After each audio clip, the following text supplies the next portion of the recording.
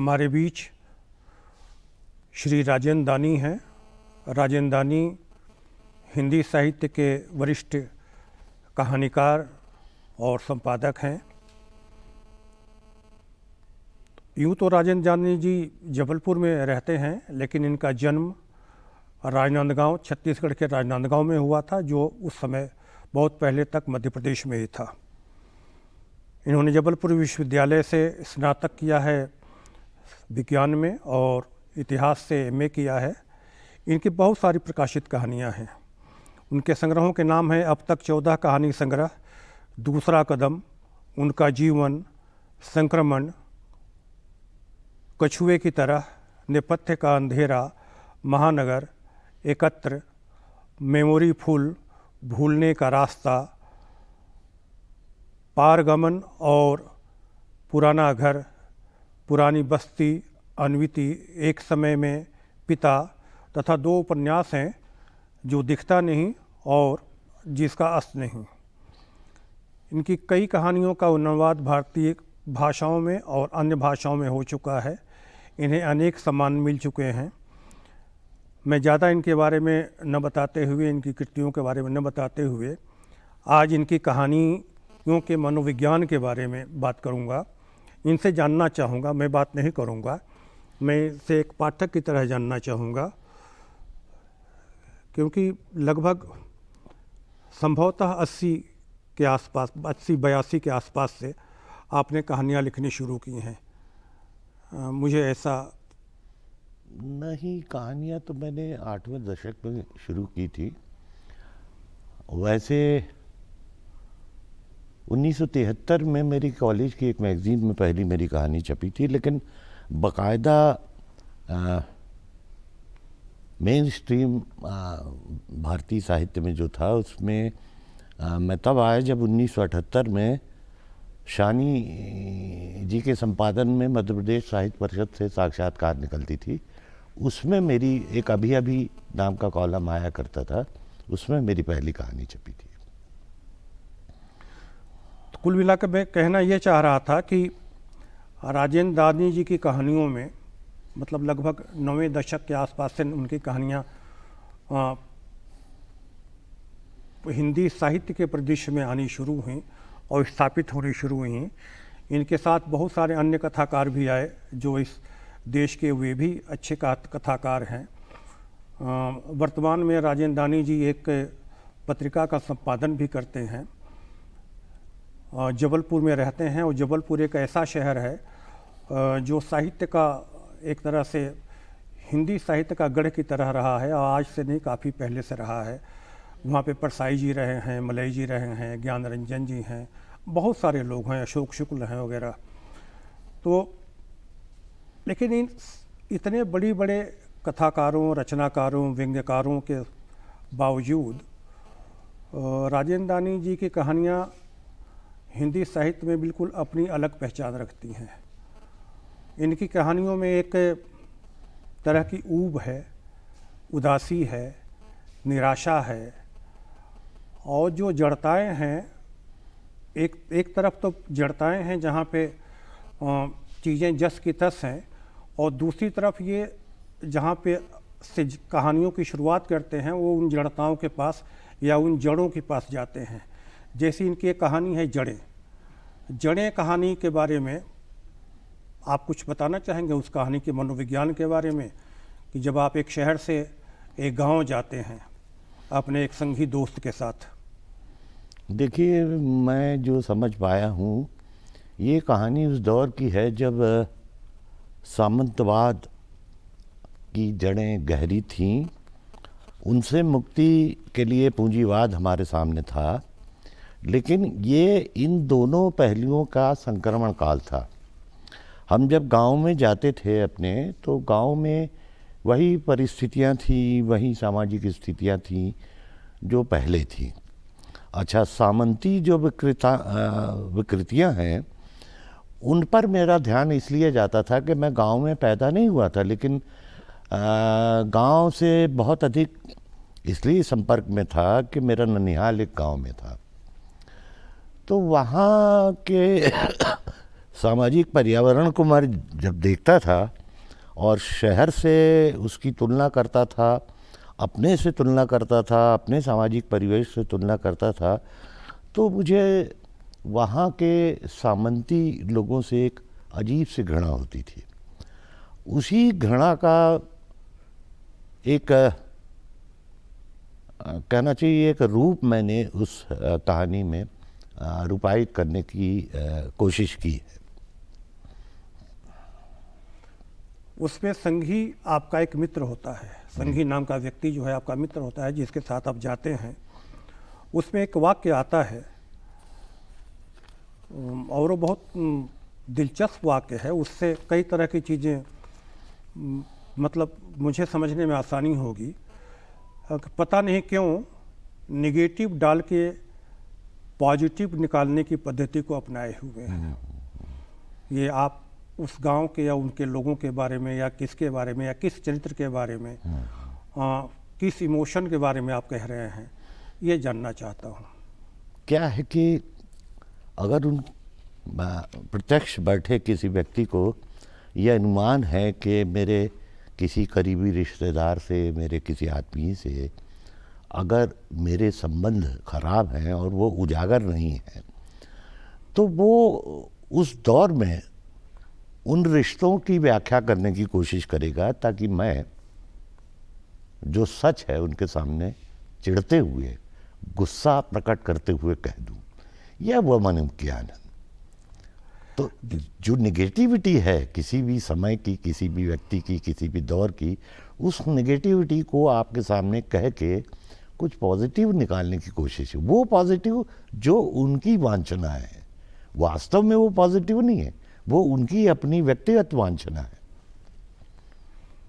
देखा जाए तो ये नेगेटिविटी और पॉजिटिविटी, जो नकारात्मक और सकारात्मक का द्वंद्व है, वो आपकी कहानियों का लगभग एक तरह से मूल वृत्ति भी है। और आप कहानियों में, चाहे वो संक्रमण कहानी हो या फर्क कहानी हो, उसमें भी लगभग आप इसी तरह की चीज़ों को देखते हैं। वो क्या बात है कि एक तरफ सकारात्मकता है और नकारात्मकता है, एक तरफ शहर है या आधुनिक समय है और दूसरी तरफ आपका गांव या छूटी हुई चीज़ें हैं, स्मृतियां हैं या लोग हैं, वे हैं, और इन दोनों का ऐसा द्वंद्व है जो एक विचार को जन्म देता है, आपके मनोभाव को बतलाता है। उस मनोभाव के बारे में और इन चीज़ों के बारे में, उस रचनात्मकता के मनोभाव से जो क्रिएटिविटी पैदा हो रही है, उसके बारे में आप कुछ बताएंगे? देखिए, कुछ मैं ऐसे कुछ पारिवारिक माहौल में और सामाजिक माहौल में पैदा हुआ और विकसित हुआ कि मेरे अंदर कुछ प्यूरिटन एलिमेंट रहे, है ना, जो लगभग जिनको आप हिंदी में शुद्धतावादी कह सकते हैं। मेरे पिता से जो संस्कार मुझे मिले वो संस्कार दरअसल बहुत आदर्श किस्म के थे। वो आदर्श इसलिए मिले, प्रत्यक्ष तो कोई उस तरह से शिक्षण देता नहीं है, माता पिता उस तरह से शिक्षण, अप्रत्यक्ष रूप से जो हमें मिलता है वो मुझे मेरी माँ से तो बहरहाल मिला ही मिला, मेरे पिता से बहुत इसलिए मिला क्योंकि मेरे पिता अपने बचपन से अपनी तरुणाई तक, जब रवींद्रनाथ टैगोर जिंदा थे तब उनका शिक्षण हुआ था शांति निकेतन में। तो मेरे पिता भी काफ़ी हद तक वहाँ से लौटने के बाद वो जो दुनिया थी, उस दुनिया से जब लौट आई और मिली दुनिया का कंपैरिजन करते थे तो उनको निराशा होती थी। तो शायद ये निराशा जो प्योरिटी के खिलाफ जाती है, प्योरिटी को अगर आप समग्र रूप से देखें तो वो प्योरिटी कोई निजता के लिए नहीं, वो सार्वभौमिक प्योरिटी की बात है। विश्व दृष्टि जो मेरे पिता के अंदर शायद उस दौर में विकसित हुई होगी, तो वो उस दुनिया को वो इस तरह से वो देखते थे। और जो उनकी वांछित दुनिया थी, जो उनके शिक्षण से उनको मिली थी, वो न मिलने की वजह से उनके अंदर एक अजीब सा फ्रस्ट्रेशन रहता था। तो ये फ्रस्ट्रेशन भी कहीं रक्त से चलते हुए मेरे रक्त में भी आया, और बहुत सारी खूबसूरतियाँ आई, बहुत सारी कला मर्मज्ञता मुझे उनसे मिली, क्योंकि वहाँ का जो शिक्षण था वो इकहरा नहीं था। वहाँ संगीत भी सिखाया जाता था, वहाँ चित्रकारी भी सिखाई जाती थी, वहाँ शास्त्रीय अन्य कलाएं भी सिखाई जाती थी। तो वो एक विकसित व्यक्ति होकर वहाँ से कोई भी विद्यार्थी निकलता था। एक कहानी आपकी याद आ रही है, इस सदी के अंत में एक सपना। जी। उसमें फ्रैंकलिन नाम का एक पात्र होता है, और दूसरा पात्र जो है वो कथाकार होता है या उसका मित्र होता है। फ्रैंकलिन को लगातार अपने घर में कुछ अनहोनी सी चीज़ें या सांप जैसी चीज़ें या इस तरह की जो है वो दिखाई देती हैं, और उसकी सहायता के लिए जो दूसरा पात्र है, फ्रैंकलिन का मित्र है, वो उसके घर अपने सब कुछ को छोड़ कर जाता है। और उसे शुरू में कुछ नहीं दिखता और कहता है कि कहीं ऐसा कुछ नहीं है। अंत में वह जो दूसरा पात्र है, फ्रैंकलिन का मित्र, वह भी लगभग उसी की स्थिति में आना शुरू हो जाता है, फ्रैंकलिन की तरह ही। और वो भी वैसा ही पतला दुबला काला, और जैसा फ्रैंकलिन अपने आर्थिक स्थितियों के कारण हो जाता है, वैसा भी वो भी हो जाता है। अंत में वह कथाकार जो है या वह पात्र जो उसका मित्र पात्र है, वहाँ से भागता है, अपने घर आता है। उसे अपने उस भी दौरान अपने घर की जो अच्छी स्थितियाँ हैं वो याद आती हैं। तो दो तरह की बहुत विपरीत स्थितियाँ हैं, दो तरह के विपरीत व्यक्ति हैं, और वे फिर दोनों लगभग एक जैसे हो जाते हैं। वह बहुत भयावह सा है, बहुत ही भयावह है। उसमें अंत में कहानी में एक वाक्य आता है कि बुनियाद में एक आदमी होता है, उसके हाथ होते हैं, इसलिए फ़र्क नहीं करना चाहिए। और यह वाक्य जो है उस कहानी का एक तरह से मर्म भी है। और बाकी जो उस कहानी के मनोविज्ञान है या पात्रों के मनोविज्ञान, उसके बारे में आप कुछ थोड़ा डिटेल से बताएं। देखिए, जब ये कहानी मैंने लिखी, इसको लगभग 30 वर्ष पहले मैंने लिखा था, और उस दौर में जिन वैचारिक मान्यताओं से मैं टकरा रहा था और जिनकी तरफ मैं बढ़ रहा था, जो दिख रहा धरातल था, उसमें कुछ कॉन्ट्रडिक्शंस थे। एक सैद्धांतिकी ये थी कि एक लेखक को या एक संवेदनशील व्यक्ति को डी क्लास होना चाहिए, और वो डी क्लास होगा तो जो शोषित हैं, जो सबसे निम्नतम वर्ग के लोग हैं, उनकी तकलीफ़ों को वो समझ सकेगा अपनी संवेदना से।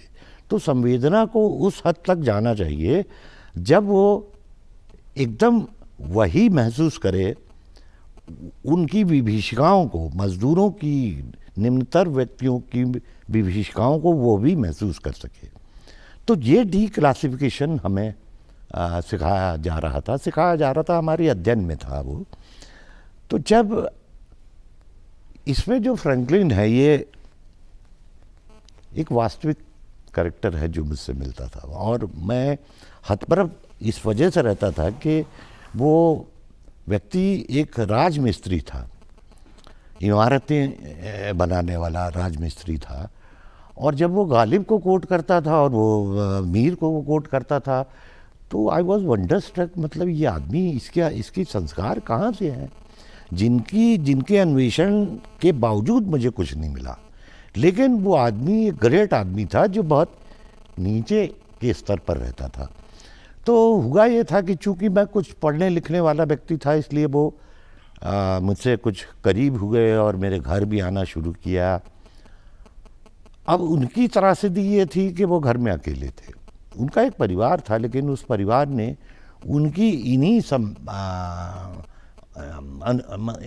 इसी तरह की उनकी जो प्रवृत्तियां थी उसकी वजह से उस परिवार ने इनको घर से निकाल दिया था। लेकिन ये स्वाभिमानी व्यक्ति थे और कर्मठ व्यक्ति थे, मजदूर थे, इसलिए उन्होंने त्याग दिया उस परिवार को। अब रहते रहते ये हुआ कि मेरे साथ जब उनका संग साथ हुआ तो एक दिन अचानक उन्होंने कहा कि यार मैं बहुत तकलीफ़ में हूँ। तो मैंने पूछा क्या तकलीफ़ है? तो उन्होंने कहा कि मेरे साथ एक सांप रहता है। तो मुझे थोड़ी सी हंसी आई, क्योंकि मैं तो एक वैज्ञानिक सोच का व्यक्ति था, उसकी मान्यता। तो मैंने कहा नहीं, ऐसा कुछ नहीं है। बोले नहीं साहब, वो मेरी हर चीज़ की तह में जाता है, मेरी सोच की तह में जाता है, मेरे सामान को खंगालता है। और एक बार तो वो ये हुआ कि मेरे जेब में जो पैसे थे वो जेब में घुस गया, और जब लौट के आया तो मैंने सुबह जब पाया तो जेब में पैसे नहीं थे। तो बोले वो मेरी जो संचित थोड़ा बहुत धन है उसको भी वो ये करता। तो अब देखिए ये जो तमाम दृश्य बनते हैं इसमें, इस दृश्य से हमारी सामाजिक और तमाम किस्म की स्थितियों को उजागर करने का प्रयास मैंने उसमें किया। लेकिन जिन मान्यताओं को लेकर और जिस सैद्धांतिकी की मैं बात कर रहा था, उस सैद्धांतिकी के लिए एक लेखक के तौर पर मुझे भी डी क्लास होना चाहिए था। तो उसमें एक कैरेक्टर निर्मित हुआ है गिरीश, जो कहता है कि साहब फ्रैंकलिन आपको हेलुसिनेशन है और आप अकेले रहते हैं, इसलिए आपको जो है ये मानसिक परेशानियां हैं, तो आप कोशिश करिए कि किसी साइकेट्रिस्ट से कंसल्ट करें आप। तो फ्रैंकलिन हंसते हैं, क्योंकि फ्रैंकलिन अपने बारे में बहुत कुछ जानते होते हैं, और कहते हैं कि नहीं नहीं, ये इसका कोई अर्थ नहीं है, और ये मेरे लिए ज़रूरी नहीं है। मैं जानता हूँ कि जो सच है वो मैं देखता हूँ। तो अब गिरीश को ये लगता है कि वो सच नहीं है, और वो एक सलाह देता है कि वो घर जिसमें सांप आपके साथ रह रहा है, आप उस घर को छोड़ दीजिए। तो फ्रैंकलिन ठहाका लगाते हैं कि आपको मालूम है पिछले कई वर्षों से मैंने कितने मकान बदले, लेकिन वो फिर मेरे साथ आ जाता है। तो ये एक चुनौती के रूप में जब गिरीश के सामने बात आती है, तो गिरीश कहता है कि मैं आपके साथ रहूँगा, चल के देखता हूँ क्या। तो वो कई दिन उस जहालत की स्थिति में, उस कहना चाहिए कि भयंकर गरीबी की स्थिति में, भयंकर एक काली कोठरी में वो जब बहुत दिनों तक उनके साथ रहता है, और एक बार दफ्तर से लौटते हुए जब वो उसको लगता है कि वो कुछ क्षीण होता जा रहा है, उसके अंदर कुछ क्षरण हो रहा है, तो वो एक टॉकीज में घुसता है और वहाँ जो वेइंग मशीन है उसमें अपनी वज़न देखता है, तो उसको लगता है कि वास्तव में मैं बहुत दुबला हो गया हूँ और मेरी कमीज़ ढीली हो गई है, मेरे पैंट ढीले हो गए हैं। वो घबराया हुआ रहता है, रोज़ कोशिश करता है कि वो सांप दिखे जो फ्रैंकलिन को दिखता है। बहुत दिनों के बाद वो सांप उसको दिखता ज़रूर है, लेकिन वो सांप अनेक रंगों का होता है। वो रंग उसका नहीं होता जो फ्रैंकलिन को दिखता है। तो ये जो अनेक रंगों का सांप है, ये हमारा दिग्भ्रम है। हम उस सांप को, वो सांप जिस जहालत का, जिस विभीषिका का प्रतीक है, उस सांप को हम नहीं पहचान पाए हैं, इसलिए हम गिरीश के रूप में वहां से भाग जाते हैं। ऐसी ही एक कहानी जो सपने को लेकर है, जिसमें यथार्थ और सपना दोनों समाहित है। एक तो ये कहानी है जो सपने को लेकर है, एक कहानी और है जिसमें एक लड़का कैमरामैन होता है, फोटोग्राफर होता है, और तितलियों को पकड़ता है, तितलियों के पीछे भागता है, यहाँ तक कि एक बहुत बड़ी तितली पे सवार होकर वो अपने ख्वाबों की दुनिया में जाना चाहता है। लेकिन फिर वह यथार्थ में एक हत्या के बारे में सोचता है। हत्या के बारे में वो नहीं सोचता है। हत्या करना जब पुरस्कृत होने लगती है तब वो सोचता है कि जब वो देखता है कि एक अखबार में एक साइकिल में एक शव को अर्थी के रूप में लेके जा रहा है एक व्यक्ति, और वो एक अखबार में छपी है और उस अखबार ने उस फोटोग्राफ को पुरस्कृत किया है, तब उसकी मानसिकता इस तरह से काम करती है कि अगर मैं इस तरह के फोटोग्राफ लूँ तो मैं भी पुरस्कृत हो सकता हूँ। मेरे पास तो पैसे आते नहीं, मैं बेरोजगार हूँ, मैं किसी तरह से ये कर सकता हूँ। तो फिर एक वो विदेशी अखबार में उसको इसी तरह का एक विज्ञापन मिलता है कि कोई हत्या, वास्तविक हत्या होती हुई के दृश्य को अगर दे दे तो उसको इतना इतना पुरस्कार होगा। ये जो राह है, ये पूंजीवाद की राह है। अगर आप देखें, अगर आप समझें कि हमको पैसे चाहिए तो हमको अपराधी बनना होगा, है ना। हमारी संपन्नता हमारे अपराधीकरण में है। तो ये बात उस दौर विशेष में मैंने कहने का प्रयास उस कहानी में किया था। दानी जी, अब हमारे पास थोड़ा समय कम है जी, इसलिए मैं एक आखिरी सवाल पूछना चाहूँगा आपसे। सवाल नहीं पूछना चाहूँगा, जानना चाहूँगा जी, क्योंकि एक पाठक जो है जब भी कोई कहानी पढ़ता है तो उसके भीतर कुछ कहानी के साथ और भी चीज़ें घटित होती हैं जो उसमें होती हैं, उसके बहुत सारे वाक्य होते हैं। एक कहानी आपकी है एक अनहोनी प्रेम कथा, जिसमें विपिन कुमार और भावना होते हैं और एक शहर होता है और विपिन कुमार के बहुत बौद्धिक स्थितियाँ होती हैं, क्रांतिकारिता होती है।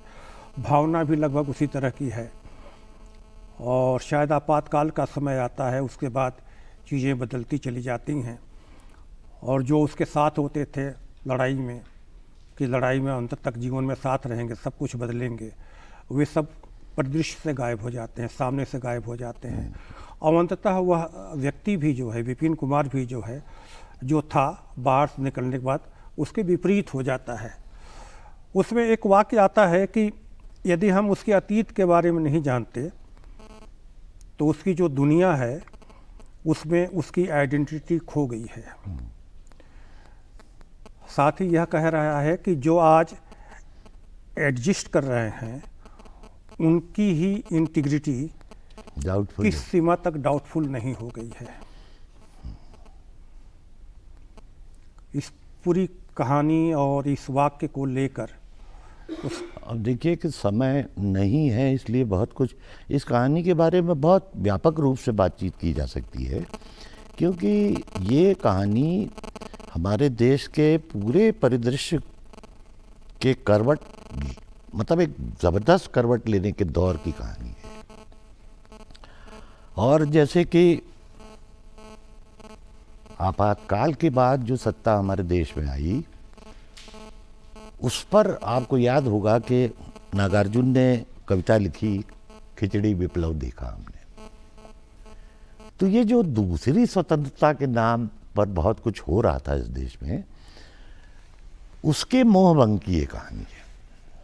और वो उस मोहभंग के दौर में जो चरित्र हमारे आए, दोगले या मतलब जो नेगेटिव पॉजिटिव चरित्र आए, उनकी कहानी। आपने यह अवसर दिया कि मैं आपसे बातचीत कर सकूं और आपसे कुछ जान सकूं, इसके लिए बहुत बहुत धन्यवाद। बहुत बहुत धन्यवाद।